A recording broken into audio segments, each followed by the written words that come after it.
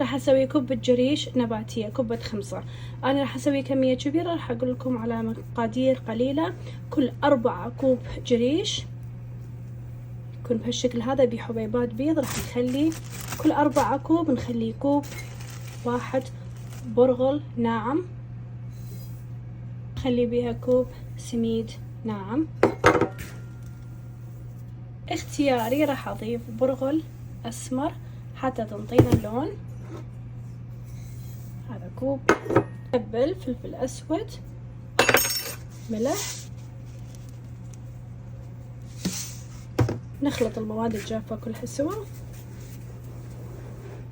اخلي مي، طبعا ما اقدر احدد كمية المي لان الجريش والبرغل يختلف من عندي لعندكم. راح اخلي مي بحيث يصير بمستوى البرغل.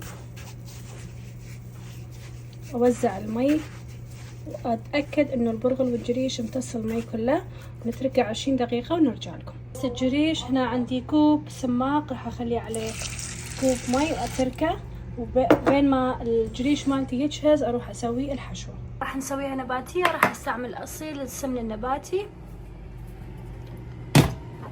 خليت الدهن على النار وانزل الجوز. عندي هنا الجوز مطحون. بعد ما شوحنا الجوز بالدهن راح انزل الطحين تدريجيا.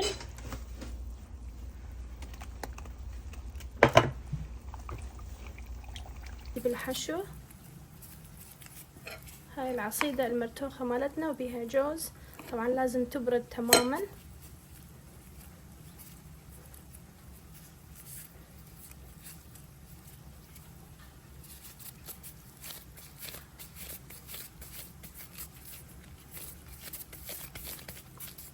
صارت جاهزة للطبخ.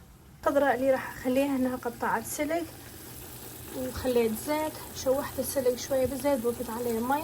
هسه راح انزل بعد مي، بعدين اخلي الكبب مالتي. السماق خليت بيه شوية طحين حتى يدخل القوام.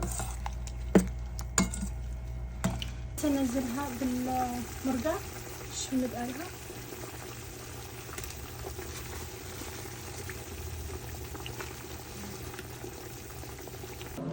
كبة الخمسة محشية بالعصيدة، كبة نباتية تنفع المرقة حمراء والمرقة حامضة. ما ضفت كل الكبب. هسه راح انزل الشوندر والمي مالته، انزل الشلغم والقرع. هسه اضيف لها مي السماق اللي خليت بيه شوية طحين حتى يثخن.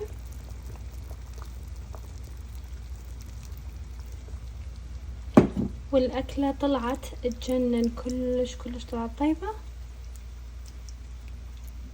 الشكل النهائي للكبة اللي سويتها اليوم كبة جريش محشية مرتوخة وجوز، طلعت كلش طيبة تخبل.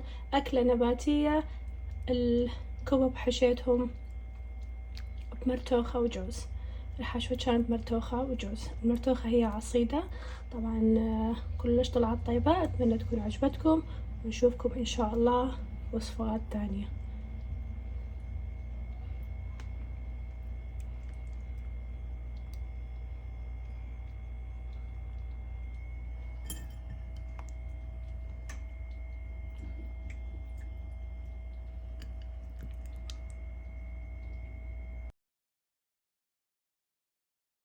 راح نقطع واحدة قدامكم.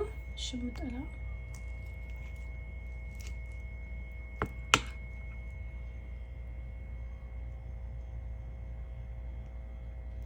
النتيجة ولا أروع. أتمنى تجربوها وشوفوا إيش قد طلعت طيبة.